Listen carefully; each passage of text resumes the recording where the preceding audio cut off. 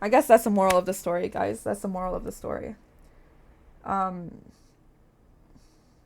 don't stop. Just stop overcomplicating everything and be honest with yourselves. Be honest with yourselves. Be honest with what you struggle with, especially when it comes to sexuality. Especially because when you're struggling sexually, like with your sexuality, last thing that you want is to be stuck with the wrong person forever.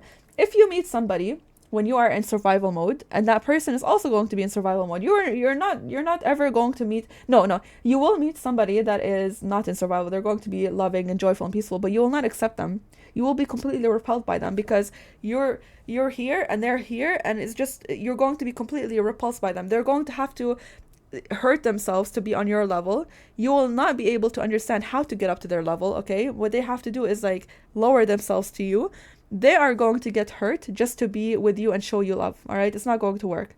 You're going to repulse them, or no, they're going to repulse you. All right, nothing they can do. If you are somebody that experiences peace, love, and joy, you're not going to be able to do anything to make somebody that is living in fear or shame or guilt feel what you feel. But you showing them love and showing them some things, you have to take care of yourself. You have to keep a distance between you and them to make sure that you don't get hurt. All right, don't hurt yourself for other people. You can always show them unconditional love without mixing sexuality. Just because you can doesn't mean you should. Just because you can get married, just because you can have sex, does not mean you should. All right, because that's why sex before marriage or sex in general can be very harmful if you do it with the wrong person, because you can hurt your soul very badly by mixing frequencies with somebody that is lower than you or somebody that is higher than you. They can get high off your energy, and you can get how do you say, you can get uh low. You can get low. Yeah, they get high and you get low. It's not very good. All right, and in the end, it's when the relationship is over, you are going to snap back up to a regular, and they are going to crash down, possibly hurt themselves. Possibly they're going to go through. They're going to do a lot of like things that are harmful to them, because they are addicted to hurting themselves. Because they are. That's all they know is being in pain, and you know what being in love feels like. This stuff is very complicated. There's a lot more that goes into being Muslim than you, or a lot less. It's actually a lot less that goes into being Muslim. When Muslims are like, when is my nasib going to come? I'm looking for a person to get married to. You're not. You're looking for something to feel from that marriage, or feel out of that person that you're marrying. You're looking for something to feel, like whether it be security or unconditional love, whatever you were lacking when you were a child. You're looking to feel that from that person, but you're not actually looking for the marriage. You don't know what marriage is. You don't know what it's like to be with somebody forever. Like, you don't know what that's like. And if you go ahead and you choose the wrong person, then you're going to have children with the wrong person. Your children are going to be given less love and less. They're not going to be nurtured at all. They're going to grow up with a lot of issues. Be careful. It does not mean that the person you're with is a bad person. It does not mean that you don't get, like, it doesn't deny that you guys have a good connection, but it does validate that it's not God's chosen partner for you. Okay? You can um if you meet with somebody in survival mode and you are in survival mode and you stay together, then you're going to stay in survival mode for a long ass time. Even when you get, like, suppose you are in, like, living in poverty, and even when you, like, make a lot of money, say you become like you suddenly you have like you go from, like, having $1,000 in your account every month to $100,000 account, like $100,000 in your account. Even when you have that much money, you're still going to be in survival mode. You're still going to think going to be living in scarcity, and you're going to think that you're poor, and you're going to stay in survival mode forever. You're still going to live in shame and guilt and apathy, grief, fear, whatever. But if you meet somebody when you are in desire and anger and pride and courage, you're in that frequency, and they're in that same frequency, the same thing, you are going to hold each other in that, but there is a higher chance for you to grow together. But it still means that you might still stay stuck in that frequency. So the best thing for you to do is literally submit to God. Yay! Yay! And what does that mean? It means going with the flow. Okay? You go with the flow. You don't try to be in control.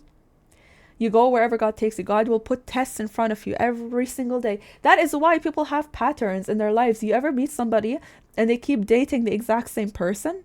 The exact same fucking idiot, like the exact same abusive asshole. And you keep telling them, why can't you see it? It's because that is their test for them from God. Okay, and they were not ready to accept it in the past, but slowly they're learning. All right? Some people never learn. And some people do. Some people are very fast learners. Some people take their time. Some people never learn. All right?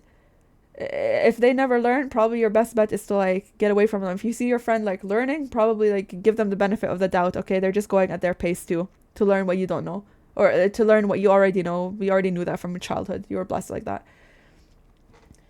But it's just up to them to accept that test. All right, you see a woman and she dates a man that is abusive, and then they break up, and then again and again, and slowly like she starts to like accept, hey, like, why is this happening? How do you stop being with abusive, like, how do you stop being in abusive relationships? You go and you look within. You realize that your partner is always a reflection of you, always a reflection of you. All right? So if you have X, Y, and Z inside of you, and you see your partner doing X, Y, and Z, you understand why, right? The best way for you to know who you are is just take a look at who you're with and who's around you. And just you can go ahead and decide just like that to drop everything and stop identifying with it. And it will be so uncomfortable. It will be so uncomfortable in the beginning. It will make you like, it's almost like withdrawal, because you're only comfortable with what is familiar to you, and what's unfamiliar may be what's best for you. You just have to give it a shot. You just have to give that discomfort a shot. The people that you would have found, for example, cringe in the past, you were like, ew, they're so weird. Actually, they're not weird. It's just that they have love in them. They're just very loving. Those people are the ones that healed, or they are healed, or they never had like went through anything that messed them up enough for them to live in survival mode in general. The people that you find cringe and the people that are expressing themselves and showing themselves love, they're the ones that would actually like be best for you, and that would actually be caring for you and loving you. But you want people who make you feel how you want to feel, which is not good. You want them to make you feel how your parents made you feel. Do you think that's what Allah wants for you? Do you think that that's what the universe wants for you? Do you think that you were brought here to suffer? At some point in time, you have to wake up and you have to grow up and realize you are being selfish by constantly putting yourself in bad situations.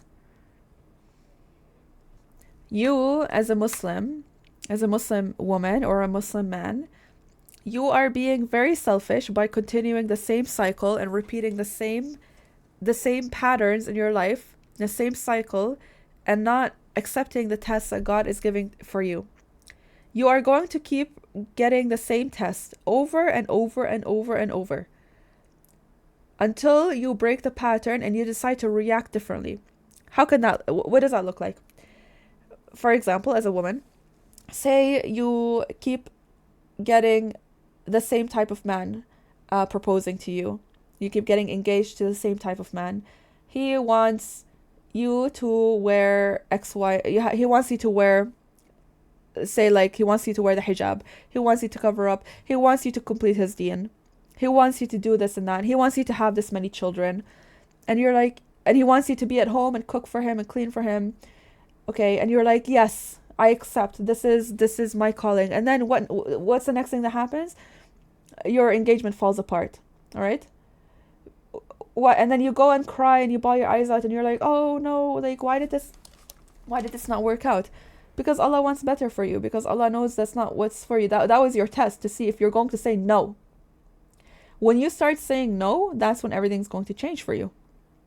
But the more you say yes to, you're lucky as a woman if your engagement breaks apart and your engagement falls apart when you agree to get married to somebody that only wants you to give them what they were lacking when they were children, aka somebody providing for them and like being their mom, like, or no, it's not even something they were lacking. It's just something they were like, they grew up Somebody that wants to marry their mother, you're lucky if God makes you like makes your engagement or your marriage fall apart with that person, all right?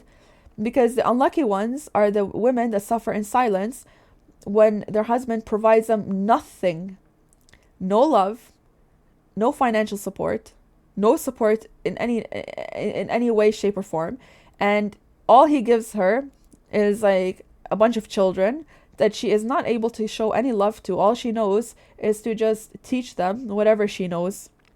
You know, she teaches them, or she just provide. She gives them the same relationship that she gives to her husband, which is just cooking and cleaning, and you just getting them ready for school and sending them off. That's all. She gets her husband ready for work. She gets her children ready for school. It's the same thing. All right. You are so lucky that you are not these women that end up in these marriages for the rest of their lives and they suffer in silence. Because what will people think if she chose herself and she leaves? What will people think? They don't like, it's really sad because they're genuinely like brainwashed into thinking that Allah will look down on them for not wanting to be in pain anymore, which is the whole point of the things that Allah made haram for us, which is not being in pain. He doesn't want us to be in pain, not torture our bodies, not torture our mind or souls. Yet they feel compelled to stay in these miserable marriages in the name of fear. And they think fear is God. You are so lucky that Allah keeps making things go south for you. All right? Every time you have a relationship fail, every time you get ejected out of like any workplace or any friendship, you are just consider yourself lucky. That's God choosing for you. All right, that's God saying no, like, you know what, you're not committing to this at all. Get out. Either they push you away or you end up like freaking out and leaving. All right, good for you. All right, it's not your fault. Actually, that's called you choosing yourself. But the test is, how many times are you going to have to go through that for you to understand that that's what's going on? And I'll tell you right now, all right? Just next time it happens, just stop. Or you can just stop it right now. You can actually go back and reflect on the pattern that is occurring in your life, a cycle, and just break it right now and decide. Go ahead and do some research. Watch some videos. Go look up people that are successful and see what are they doing? What are they doing that is right? And I promise you, it is not what you're doing. Complete opposite, probably. Okay, there you go. For men, it's the same. For you, it's just the opposite. For how long are you going to believe that a successful, happy marriage is just having a woman that is just reenacting what your mom did for you and did for your dad? How long are you going to continue that cycle? How long are you going to keep searching for a woman that cooks for you and cleans for you and does laundry for you? Not a woman that actually challenges your thinking, challenges your really weird beliefs, by the way, challenges your mommy issues. How long are you going to keep that up? And you're going to keep getting tested with it over and over and over. And you're going to keep searching for that certain type of woman. And your relationships are going to continuously fall apart, one after the other. Are you going to continue crying about it and thinking, women suck, women don't want to do their jobs, women blah, blah. Women are not your mothers. All right, women, your girl is not your mom. Your girl is a whole ass human being that has her own calling from God, her own soul, her own big ass brain, ideas you can't even execute. You will never even know how to do them yourself. Let her do the work. All right, your girl is a badass. Let her do what God needs her to do, and you do what you need to do, and you support each other while you're at it. You come home to each other and you're like, oh, you're so cute, love you so much, let's watch something together, blah, blah, blah, blah, blah, good night, all right, off to whatever like you need to be doing. It doesn't look like you doing X, Y, and Z and just having kids and done, khalas. It doesn't look like that. And right now the facade is falling, all right? It just came down. That image of like a perfect marriage in the ummah is coming down because men have no shame now. They're like being fully fucking abusive to their wives with absolutely no shame, especially the ones that come to the West and they're far away from their families. They go to the West, like North America, Europe, they fuck shit up. All right, they go and like sleep around. They get married multiple times, like multiple women, like have a bunch of kids, like, and then they like abuse and they like mess shit up. They mess everything up completely. They have absolutely no shame. That's what happens when they come here. They get completely westernized, and all they do is take these terms and they point fingers at the women that are like wearing what, all right, whatever, and they're like, oh my god, you're wearing makeup, you're so westernized, you're so American, you're so Canadian. Buddy, what about you and your 10 children that you had with like 3 women? All right, what are they up to? What's going on with them? Uh, you wanna provide child support at some point in your life? What's going on with your like 8-year-old daughter that is seeking attention from grown men? You wanna check her out? You wanna take her and give her a hug and tell her you're sorry for the way you treated her mom and it wasn't right? You wanna do that? You wanna take your son and give him a hug, give him a kiss, and tell him so sorry for your neglect, and you'll be there for him?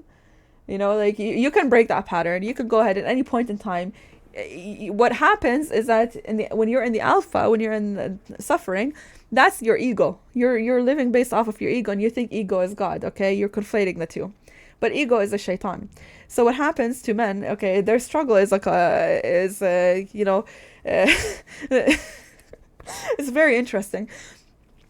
What happens when you lie to yourself a lot and you live in survival and you operate on your ego is that as you get older, you become more and more like you possibly become more and more like proud, or like not even proud, I guess. It's just like you have a hard time breaking that same pattern that you've continued for so long, because what are you without the decisions that you so stupidly accumulated over the past like 30 years? What are you if you just stand up one day, even though you well know that you fucked up so fucking bad? What are you if you don't stand up and say, I'm going to continue doing exactly what I did the past 30 years. I'm going to keep this personality up. All right? Because you're scared of what people will think of you if you back down, if you just let your ego go and you back down and you say, God, I am so sorry, I really messed up, I hurt a lot of people, I hurt my wife, I hurt my kids, I hurt my mom, I hurt my dad, I hurt my brothers and sisters, I hurt everybody in my vicinity, I am so sorry, please make me a better person. What are you without that? Obviously not your first and last name, right? Right? Let me tell you one thing.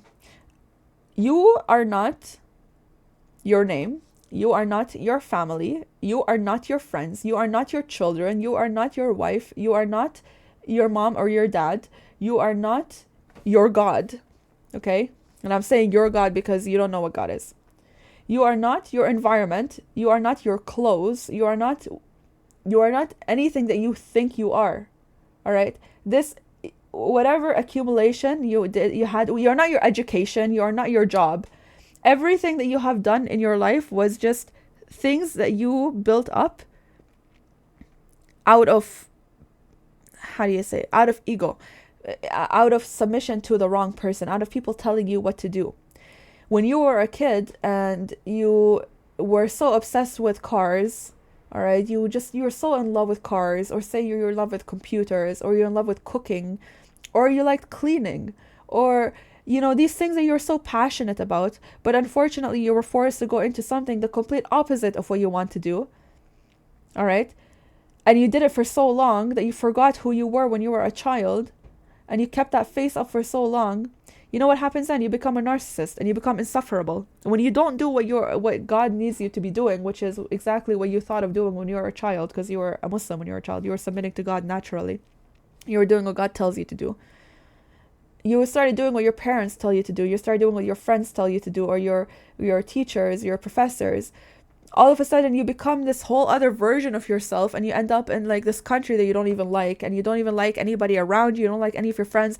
You hate everybody. You hate everything, and you just have to put on a face and just smile and like pretend that you are happy and you are fine. When in reality you're just coping, and you're either torturing yourself with like some sort of like substance, or you're doing like you're just sleeping around, or you are torturing other people and you're being very hurtful to other people and you're judging them and saying really horrible things about others constantly. Chances are you're not a Muslim, you're worshipping Satan. All right? Like 100% chance right there. and you became a narcissist, and you think you're going to have a hard time letting go. But I'm here to tell you that hitting rock bottom is not the worst thing ever. All right? Because when you hit rock bottom, that's when you have the chance to start over completely, and trusting God is a lot easy, a lot, no, I don't want to, yeah, it's a lot easier, a lot less painful than trusting man. Because everybody's in pain around you, bro. All right?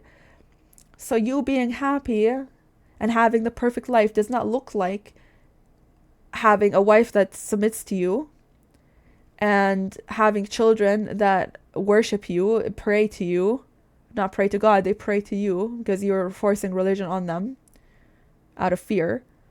It doesn't look like you having a bunch of friends that don't ever tell you that you're wrong. They don't ever challenge you in any way. They just you know, in any way, shape, or form, they're going to support you when you're being a completely horrible person. All right, it doesn't look like that. It looks like you being humble, and you're relaxed, and you don't have any authority over anyone. You have no authority. You don't even have authority yourself because you just submit to God. You just let God take the wheel. All right? And it looks like you doing what you liked when you were a child. It looks like you getting that car that you wanted to fix so bad like 20 years ago. You saw a car and you're like, oh, I want to fix it. It looks like you cooking that dish that you always wanted to cook, but like, it's so shameful for you as a man to go in the kitchen and cook, right? So you have to let your wife cook it, and you can't even look at her when she's cooking because that's also weird, or you do watch her while she's cooking. That's you're vicariously living through her. It looks like you taking apart that computer, or programming, you doing the things that you really, really wanted to do, and letting your inner child free, and letting the curiosity take over you again. You can't be conflicting ideologies and thinking that for you to be a good man, you have to work your whole life away and just die without feeling, while suppressing everything inside, all the pain, and thinking that you're doing anybody a favor doing that, because your woman, the person that you think you love, at least, that you love or think you love, she feels everything that you feel. Whatever pain you have, whatever tension it is in your body, she's going to feel everything that you feel. Even if you don't say it, even if you think that it's like manly of you to not talk about it, she's going to be feeling it. You are destroying another being. You're being selfish by being married to somebody when you're in that much pain. And your children are going to feel both you and your wife, or both. Yeah, same applies for anybody. And when you pray as a Muslim, when you pray and you don't understand what God is, you don't understand that God is love, and you think God is fear, and you're praying, the prayer is going to get accepted still. It's going to get accepted. It's just that when you pray, you're going to feel high. Your praying becomes your addiction. So when you're living in shame, or you're living in guilt, apathy, grief, fear, and you make a prayer or you meditate, you're going to jump up to ultimate consciousness. You're going to jump up to the omega, and when the prayer is over, you're going to crash down. It's the same as doing a drug, an upper. Okay? It's the same thing. So when that prayer is over, you're going to end up becoming the exact same person that you were before. But during that prayer, you were feeling different, and it becomes like your high, and it becomes your clutch, and that becomes your addiction. All right, which is why I believe people abuse prayer, because people that are depressed or anxious, and they have the capacity to become addicted to something, but they've never touched any substance, they end up getting addicted to praying all the time, and it becomes like their full-time job. So they give up on life, and they end up praying 24/7. Literally, all they do is just pray and read Quran. Absolutely, it's the most enjoyable thing. It's nice, it's beautiful, but are you really doing what God needs you to do if you're running away? And you're just avoiding yourself, and being completely negligent to your responsibilities to people that need you. And use God as an excuse. There's people that, their job is to, like, they actually, praying can be a job to some people. Say, like, think of like nuns or priests, like they dedicate their whole life to being in the church and like being people of faith, they dedicate themselves to that. It's not a job for everybody. Okay, this is why I say, like, God created like so many species. Say for birds, there's different, like, many different, like, shapes and forms and colors and everything for birds, yet they're still birds. That's the same for humans, all right? The same for us. So we have many different personalities. We come in many different shapes and colors, everything. And I'm not saying skin color. I'm saying, like, just in general, like, our personalities are very, very, there's a huge variety of us. Why do you think, as a Muslim, why do you, like, jump to assume that everybody is supposed to be the exact same? They're supposed to feel the exact same way or enjoy the exact same things? That's you're not thinking critically there at all. Okay, because if all of us were supposed to just do the exact same thing, then the world wouldn't run at all. You wouldn't have, like, farmers, you wouldn't have doctors, you wouldn't have nurses, you wouldn't have artists, you wouldn't have anything. Okay, you just have people dying. Like, no survival instinct whatsoever. I'm on a yapathon right now. Dear Muslims, or people that, think that they're Muslim, please let go. Like, whatever you're holding on to is just fear. It's not what you think Islam is. Islam is to let go. Just let go. Just do it. Let go, and when you let go, you let God take over. Whatever you feel that you need to do, your body tells you, your mind tells you, your heart tells you, follow it. All right? Because when you're in survival, you're operating on your amygdala in your brain. It's it's a part of our brain that we use to survive in the wild, or it's a part of our brain that we use in survival mode, how to keep us alive. And your brain is always going to stop you from what you need to be doing from God. It's always going to stop you. Take a look around and just think for a second. Are you okay? Like, are you safe? Are you sheltered? Do you have food? Do you have water? Most likely you're okay. You're perfectly fine. So you can relax. You don't need to be constantly living in anxiety and thinking that's God. It's not. Like, the anxiety is not from God. It's from the shaitan. And let's talk about what mental illnesses are. Anxiety is accumulated fear. So suppose you had a fear, and it's not just your fears, by the way. It can come from your parents and your grandparents. It's in your lineage. But suppose you experienced something that made you feel fearful when you were a child, okay? And then suddenly you start being aware of that and you start avoiding what made you feel that. And next thing you know, you have another fear. Okay, for example, you got bitten by a spider, and then suddenly you're scared of spiders, all right? And you never worked around that. You never thought, like, maybe, like, spiders, like, they're not actually, like, bad animals, or they're not bad insects. They like, they're scared of us too. You don't work through that fear, okay? You don't, like, try to be logical or reasonable about it. You just instantly assume spiders bad, okay? You're scared of the dark. One time in the dark, you saw, like, something that scared you. All of a sudden, you're scared of the dark, okay? So now you're scared of the dark and you're scared of spiders. You go outside, all right? While you're going outside, you fall and then you scrape your knee. Suddenly, you're scared of going outside. You have fear after fear after fear accumulating. So now, you're scared of going outside. You're scared of spiders. You're scared of the dark. You get bullied by someone. You're scared of people. Fear, fear, fear, fear.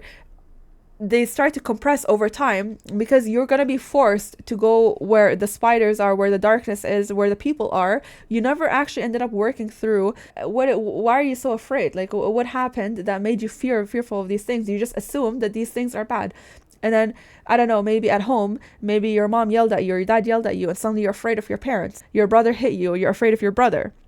Okay, you go to school and you get a bad grade, you get shouted at by your teacher, you're afraid of school. But you still have to keep going, okay? It's not an excuse for you to stop, but you still have to keep going. So all of a sudden, you're like a 20-year-old or like you're a 30-year-old with so many fears that accumulated. It's like the spiders and the darkness and the scraping your knee and being bullied and your parents yelling at you and your brother hitting you and you lost your job, you got a bad grade, you like got blah blah blah blah blah blah, like you got like all these freaking like fears, and they compress so much over time, because what, you have to go to work and you have to go to school, you have a family to take care of, you have children to feed, you have all these things going on, and like you just compress so much, and boom, suddenly you become this anxious person where your heart is racing constantly. It's like you're like this, okay, and you got to go on meds to calm you down, to calm your nerves.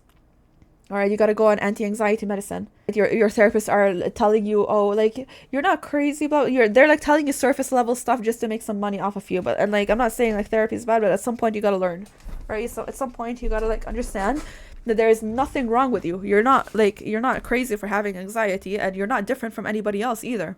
Okay, because a lot of us have that anxiety. The privilege is you have the privilege of taking your time and actually working through all the fears that you accumulated over these years. You got to start from scratch. Go all the way back to your childhood.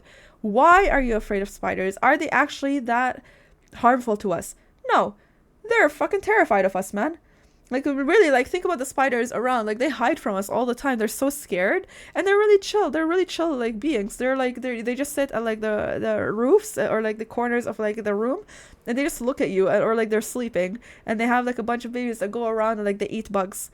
They're really cute. If you actually like take the time and like put away your fear of spiders, you actually start seeing that they're actually pretty fucking cute. Okay, I had to go through that. I'll tell you how I got over my fear of spiders. I used to be so fucking scared of them, man. Like they're just so abnormal looking to me, or to like everybody, I guess. But when I moved out, when I was 18, I was like, I was sleeping in my bedroom, and then like I turn off the light. There's nothing, okay? There's like nothing around me, okay? I turn off the light and I go on my phone and I'm scrolling and I see a spider fall on my screen on the light. And I freak out. I'm like, oh my God. And I throw it away. And then like I go turn on the light, and above me I see a whole family of spiders on the roof. A whole family. Like it's like so many spiders, like 10, 12 spiders, all babies. And I got up instantly and started like trying to kill them one by one. And after like the second one I squished, I stopped and I was like, wait, were they too scared to come out because they saw me kill so many spiders before? Because when the lights were on, they weren't there. It's like they learned, I guess, I don't know, it's like they learned like some sort of like, they have a, how do you say, survival instinct. And maybe they knew me specifically, and they saw me like, you know, when in the broad daylight, or like they saw me under the light killing some spiders. So they knew to only come out when the lights are off. And the silly one made the mistake of like falling. I'm not sure what happened. And I felt so fucking bad. I was like, oh no, I'm so sorry. And I was so scared, guys. I was alone, and I'm like, oh my God, there's so many spiders above my head. But I'm like, I'm just gonna go to sleep. Let me just go to sleep and leave them alone. And that slowly became a habit. I started leaving bugs alone because I used to be so terrified of bugs. And I used to think, like, I hate them so much. They're so ugly. They're so gross. But then I realized, I'm like, they're not about me. All right, like let's look at bugs 1 second. Let's look at bugs, okay? Like any bugs, they have their own freaking world, guys. Like they have their own world. Bugs have their own thing going. All right, look at how amazing they are. To us, they're scary, but they're actually like they have their own world. They have their own world. Okay, they have their own thing going on. And who am I to look at them and think I must kill them because they scare me? Well, fuck it. Like just because something scares you doesn't mean like you need to kill it. They have their own lives. They have their own system. They have their own world, and they're terrified of us for sure. Like they know these asshole giants are about to like kill us anytime they see us. Look at how beautiful they are. They like, subhanallah. They you know, we find them gross. We find them scary, but they're not about us. They're just, you know, like I made bugs about me. Anytime there's a bug in my vicinity, I would make that thing about me, and because I don't like it, I want it gone. That's a really, really, really poor mentality. That's really like, that's not realistic at all. So you gotta start small. Literally start small. Look at this baby spider. Oh my goodness. Is that a spider? I think so, right? Yeah. Aw. See, like I don't find them scary anymore. I used to feel so grossed out looking at them. Now they're really cool. All right. Yeah, so like you go back and you think like, what is it that I'm so fearful of, right? You have to think critically. You just had a bad experience with something specific and you associated all things bad with it. in the dark, nothing's gonna hurt you in the dark. You're fine, all right? You maybe like I believe like you can see things, sure, but like you since when you're older, like and especially when you I guess when you are never mind. I don't want to get into that. I'll cut that part. But you're fine in the dark, all right? There are some reasonable things to be afraid of, but overall you're okay, all right? You fell down and you scraped your knee.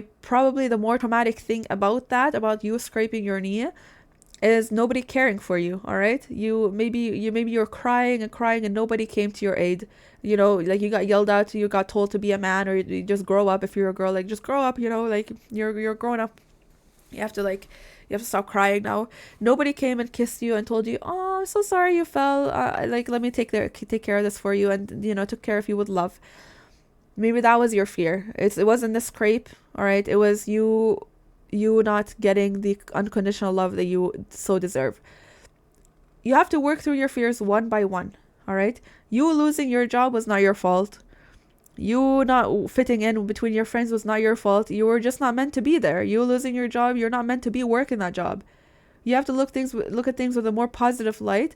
And when you start being more compassionate towards yourself and start seeing that it's not your fault, and it's not like the environment's fault either. It's just that you're not supposed to be where you're not where you are supposed to be. All of a sudden, the anxiety starts reducing. All right, you start being less and less afraid, and then you start to be very, very sensitive. You start to notice at some point when you do this, you become so healthy and you forget what anxiety even is, to the point that if you feel a fear, a new fear, it will be so detrimental to your body. When your nervous system is calmed down, like completely calmed down, you will understand what it's like to feel fear healthily. Like you will start to feel what it feels like to be a healthy being.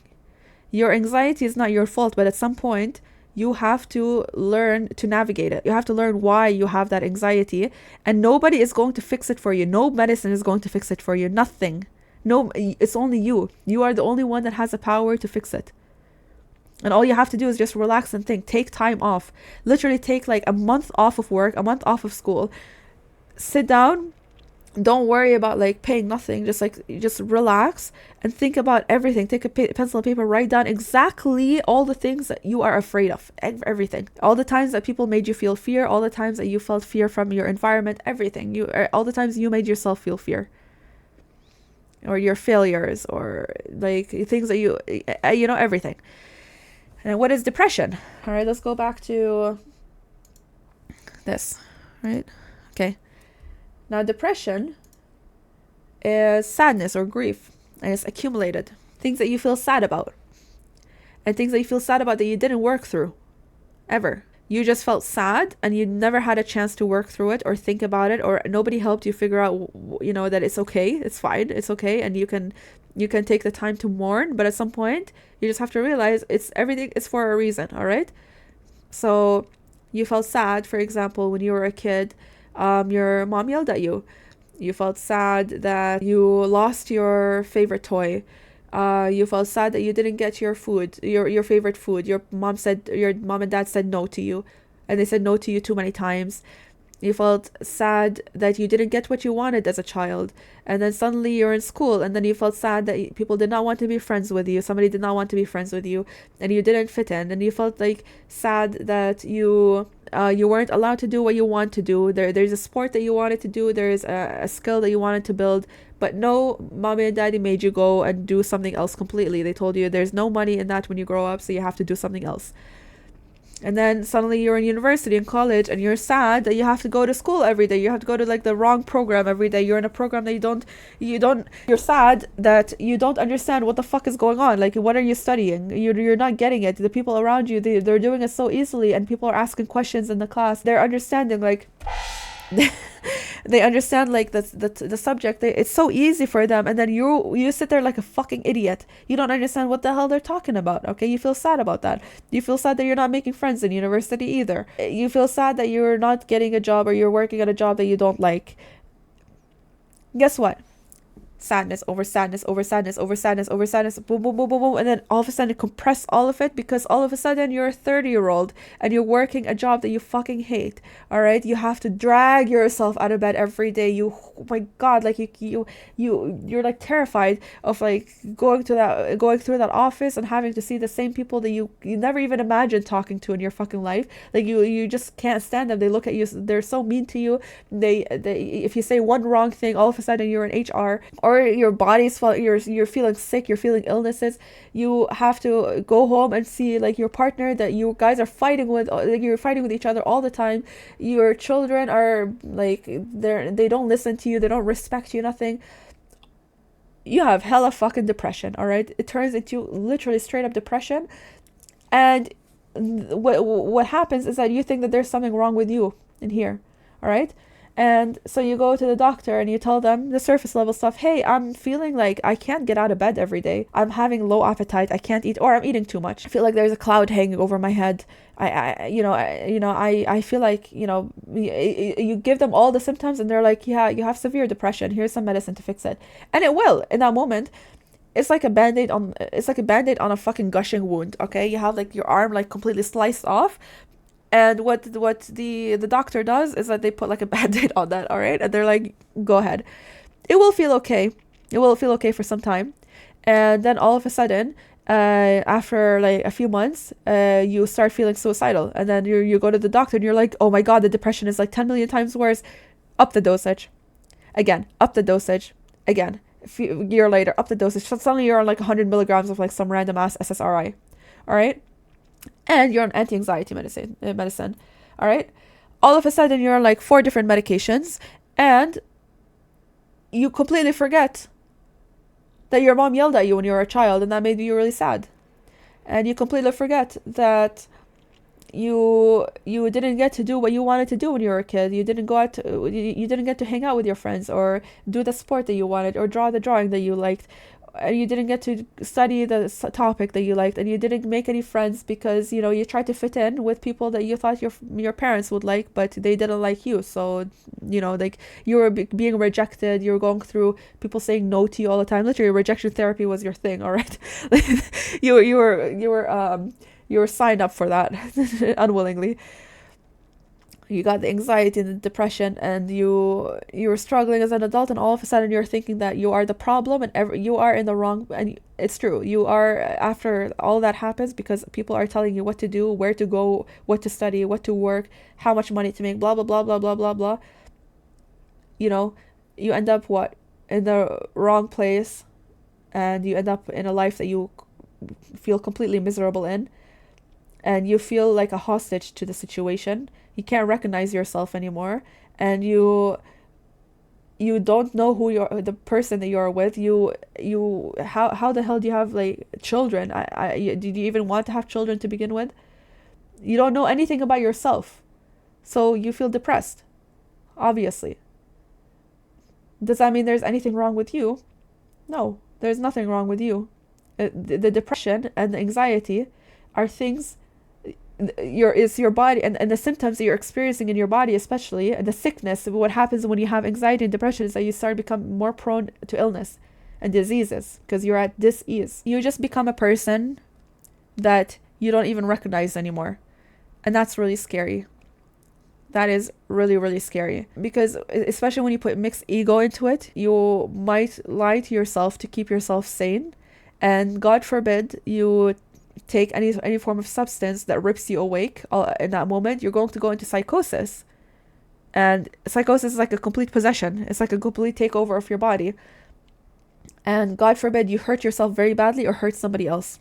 I believe that that's what happens when people end up committing randomly. They end up committing like murder in their relationships. Like, you never see it coming. They just end up doing it out of nowhere. I believe that's what happens. It's just psychosis, and I don't sympathize with people hurting other people. And to me, it's the same if you hurt yourself, all right? Because I see myself as a human being the same as anybody else around me. We have no right to be hurting ourselves or anybody else, all right? Just because you are in this body does not mean like you can do whatever you want to it and abuse it however you like. All right, you have to apologize. If you ever hurt yourself, you have to apologize to yourself. Like you have to treat yourself the same as you treat everybody else around you. We can't be like selfish like that all the time. Like, you would think you're being selfish if you just, donate like your love and your kindness to everybody else around you, but you are neglecting yourself and you're being selfish to you. So that's what depression is. That's what depression is for me. And I'm only speaking, the only way I know all of this is because I've been through it all, guys. Like, I graduated all this shit, all right? I don't struggle with nothing anymore. Never in my life did I think I was going to get out of it. Always thought that there was something wrong with me until I just woke up and I decided I did not deserve any of the stuff that happened to me. I don't deserve none of it. All right? If I were to choose, I would have chosen literally any other life. I would have chosen to have unconditional love and nurture and care and support, all kinds of support. I would have chosen to follow my dreams and be an artist and be friends with who I want to be friends with, go to the school I want to go to. I would have chosen things for myself, but unfortunately, I had people taking control of my life, all right, as all of us do. And as much as we love our parents and we love our families, we're all human. Our parents are still human and they are prone to making mistakes, They are prone to choosing wrong for their children. Nobody is a god, and we all like eat, drink shit, like and we sleep. We're all the same. I idolized somebody that gave me love, and I idolized that person so much that I thought that person was a god. Like, I actually started conflating that person with God, and that was my lesson to learn how people end up idolizing to begin with. Idolizing is so easy when you feel love from something and you don't know that love can come from within you. All right, like we're all the same. That love can come from something like physical, or you conflate love with something. Okay, it's not supposed to be fear. Usually idolizing doesn't come from fear. That's why you see in countries that have so much community and so much love, they end up having like gatherings around something that they connect over, and it's usually like a statue or a physical object or a physical manifestation of what is supposed to be God. But God is like love, light. God is enlightenment, peace, and joy, everything. God is these things, and some people just materialize that, and that's how I ended up learning about that, is when I faced myself and I opened my eyes and I realized that was the first time I personally experienced, like, it felt like unconditional love to me.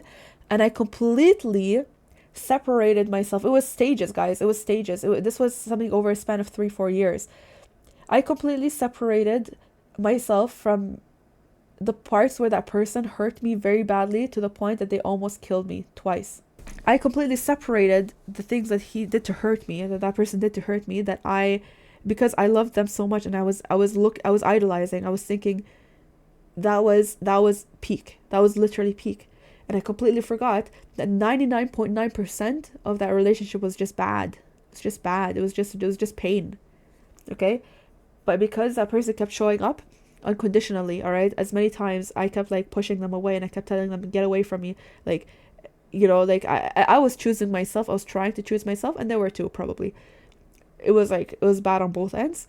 But there was so much idolization that mattered, and after they left, I completely forgot that how bad things were. I kept trying to leave because it was so painful to me. It was so painful, literally, physically, mentally, emotionally, spiritual, everything was so painful, guys.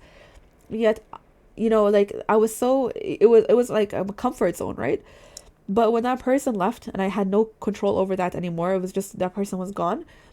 For 3 years I spent in complete idolization, trying to find somebody that would treat me the exact same as that person did, thinking that that's what it is. That's what peak is. It's like, I feel so uncomfortable talking about this because I don't like to like talk about my personal life to like whoever is like listening or watching. But it was really interesting. It was just really interesting.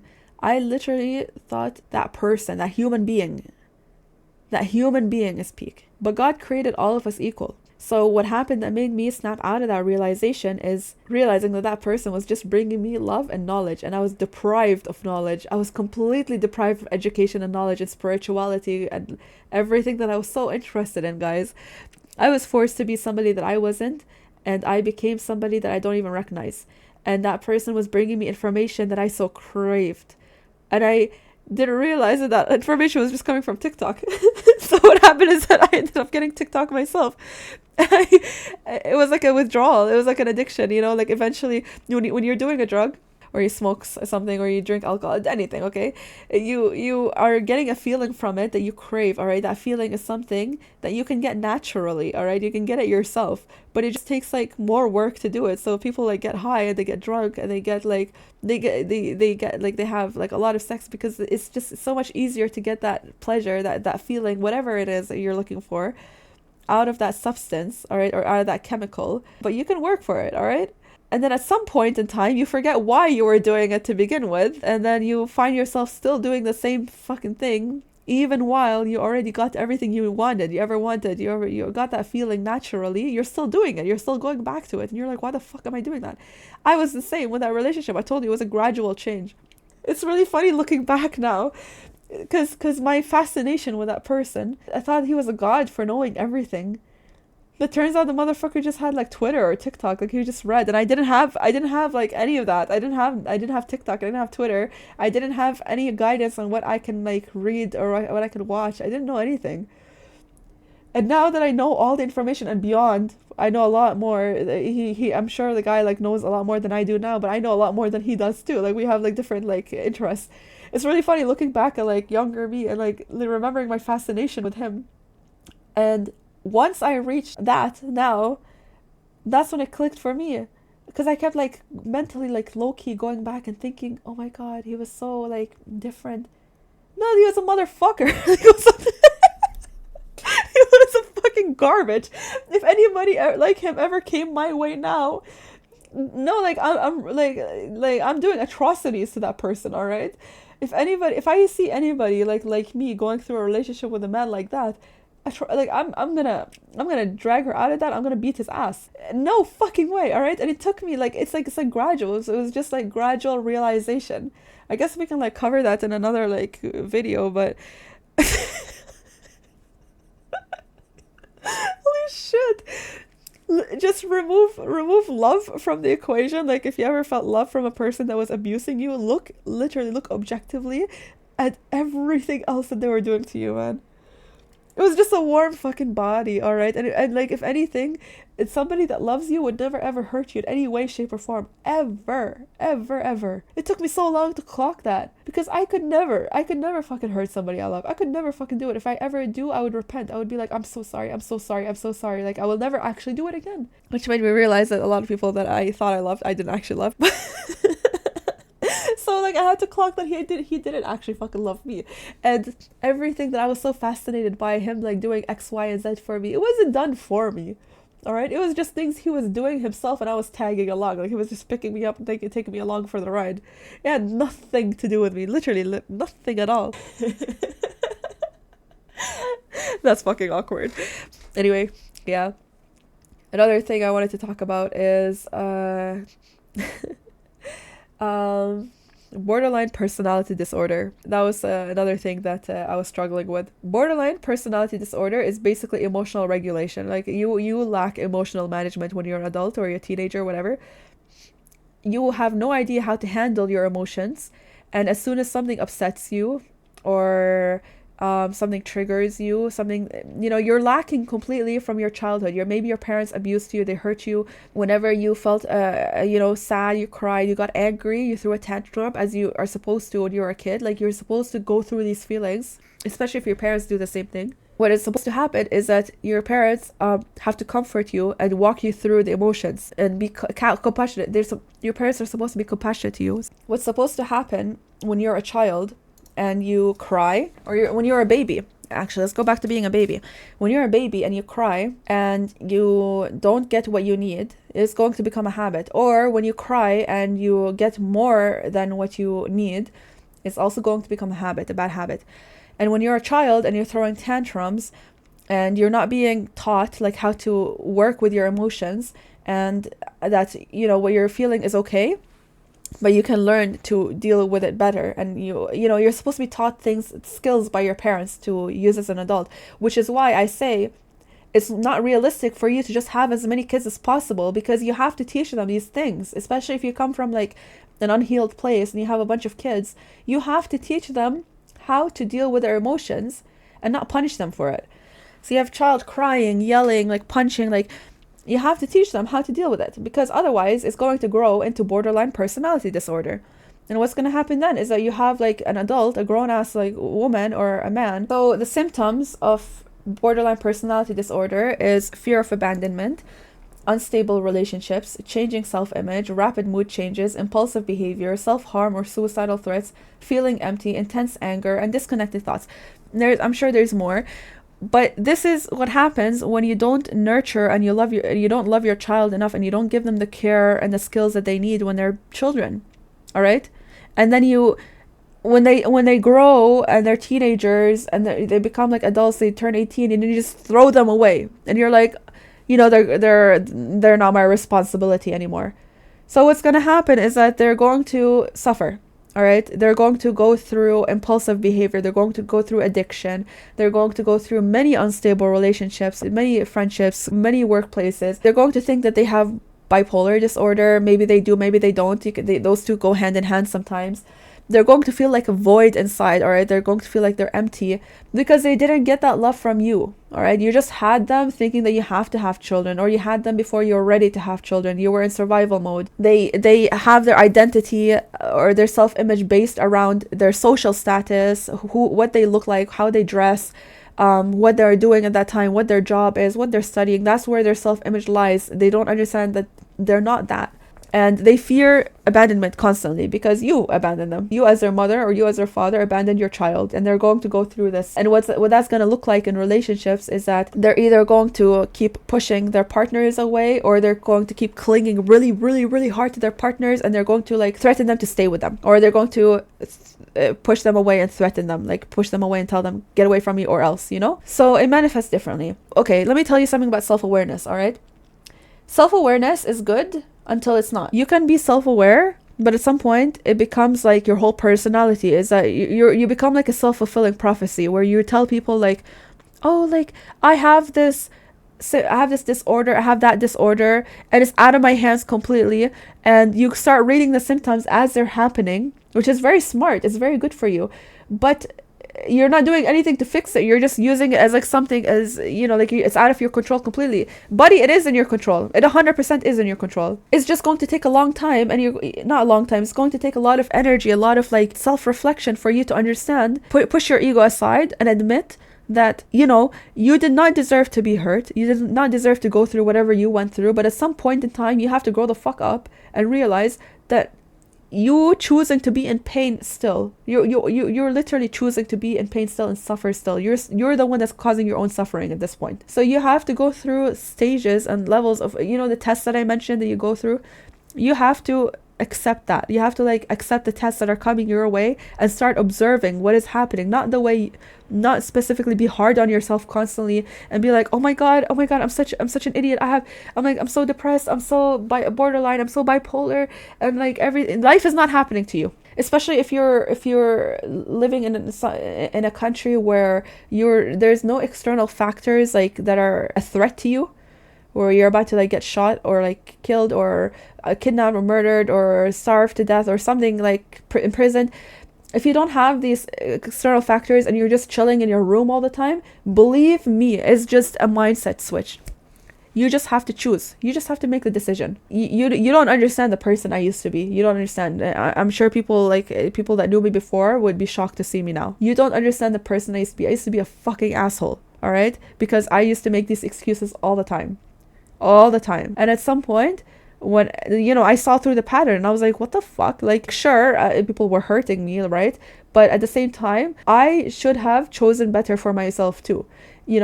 At some point in time, I need to put myself in where I am safe rather than relying on people because I'm needy. Or conflating love with neediness, or like neediness with love. Maybe the relationships I was going into was out of need, not out of love. There's things that you just have to face with yourself, and you have to admit. So you having borderline personality disorder, this is 100% manageable, let me tell you. Oh my goodness. This was the hardest thing that I had to deal with until I went through DBT therapy. And the funny thing about DBT therapy is that my ego was killing me during it. DBT therapy literally tells you basic ass skills. Literally basic ass, like common sense fucking skills. It's like when you're feeling upset or you're angry, You have to stop. Literally, they have a like abbreviation called stop. This is the easiest therapy you could go through ever. All right? It's literally just fucking common sense. And that's what pissed me off, is that my ego was like coming into it was stopping me from literally learning, but I was faking it. I was faking applying these daily. Just I was like, ego aside, let me just apply them. All right? So stop, freeze, don't move. If you're in a difficult situation, you stop, don't move, imagine a stop sign in front of you, and do what it is telling you to do. Take a step back up. This will help you get unglued from the sticky situation, and then observe. What are you thinking? What are you feeling? Look around you to see what's really going on. If other people are there, use your observational skills to figure out how they might be feeling. Proceed. Once you have taken the time to think about the most helpful way to respond to the situation, make a positive choice and move on. If you go through this therapy, it will feel humiliating. You'll look at this, like, look at this shit. Look at this fucking asshole right there. I was dying. And like going through this therapy, like my biggest issue was my ego. But the funny thing is that I actually started applying everything I learned. This is just one of the modules. I applied the things that I learned, just faking it. Even one of the modules tells you to like smile a little bit, turn the corners of your mouth up a little bit, which actually fucking works. And everything I learned in this therapy actually made my BPD so fucking manageable, guys. I really recommend it for everybody. Like, you could just go through a YouTube video, watch it, and actually apply this shit to your life and see that maybe, like, okay, sure, you're going through traumatizing things, but the way you are reacting is a pattern, it's a cycle. And for you to get out of said traumatizing situations or the bad situations that are happening to you, you have to react differently to them. You have to break the cycle somehow. It happened to me recently. There's this, like, something that happened to me, and I reacted a certain way, and then to my reaction, I got the exact same reaction that happens from people around me. The exact same thing happened as 4 years ago, 5 years ago, same exact situation. And what could have happened to their reaction, which is, complete denial, calling me names, like blah, blah, blah, blah, blah, or like pointing fingers at me and telling me you're crazy, blah, blah. What could have happened to that is that I would have, in the past, I went spiraling for like years. I was like, fuck you, like I'm gonna rebel, like blah, blah, blah. But in that moment, I just watched it. Like I observed everybody's reactions from the outside, and I was like, oh fuck, this is a pattern this is what needs to be broken right now. This is it. And I reacted completely differently. I just minded my own business. I didn't go with my ego. I didn't double down. All right, could have doubled down, could have tripled down. But I didn't. I just went back to doing whatever I was doing before I started, before I had a reaction to whatever was going on. And I've been doing that. You can put your ego aside. If you ever slip up, and you react to something, even though you're 100% right to be upset, 100% right, you always have a choice. You always have a choice to understand that people don't always see the same as you. And if you are somebody that sees with empathy and people around you don't, it's going to be really hard to make them understand your experience in the topic. Maybe they don't have enough respect for you or respect for your life, or they think they know better because they're older.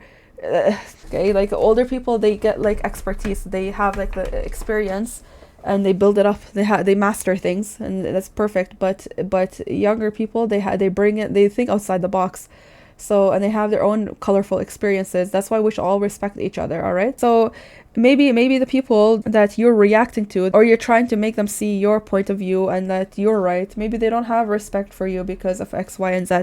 So you can't make them. You can't change them. So what's the point of you like freaking out and screaming and yelling and throwing a tantrum and blah blah blah, which is this is exactly what happens. You start like acting impulsively, you start like hurting yourself or like freaking out, like trying to hurt others. It's a downhill battle, believe me.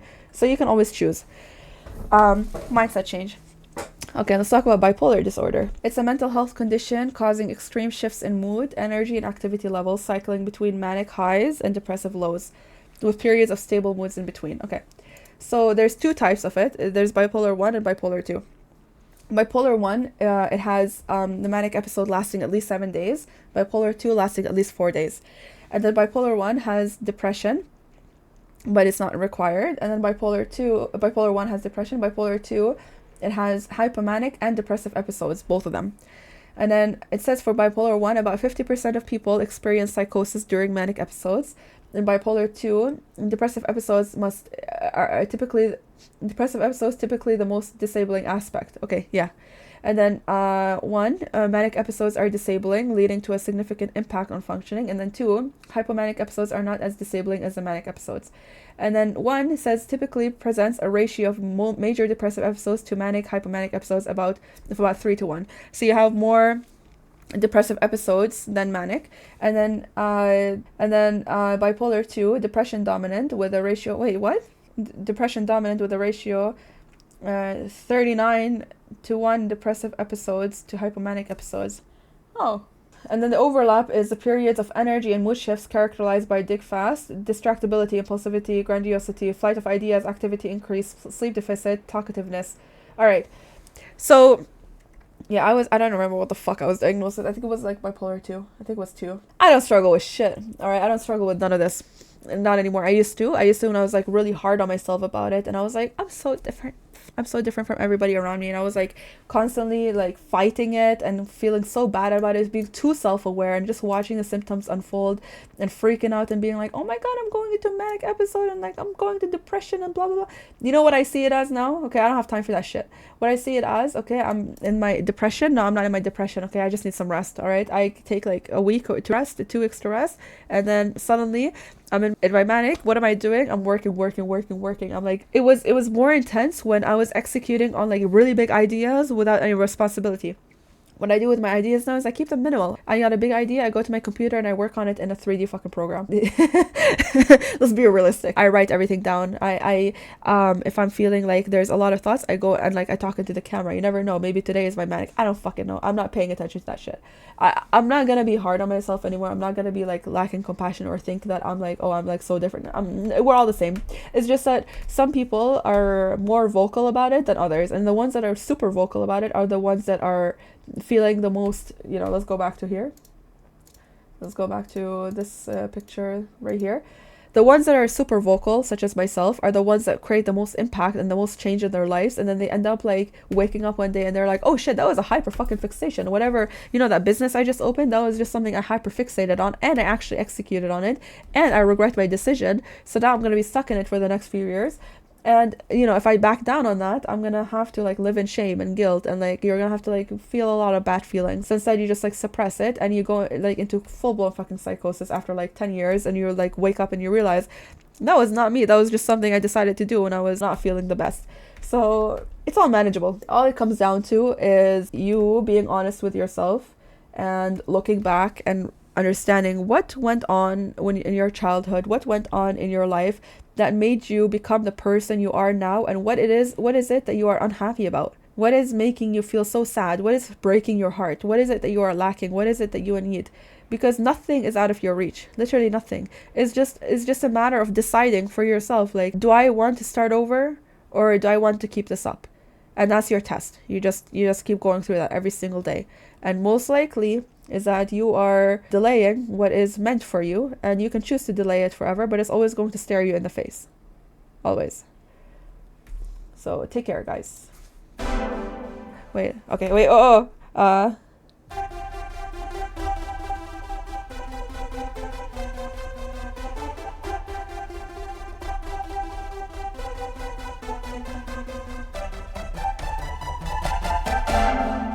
Boom. Woo! Alright, cool. Yeah, I think that's it. Bye.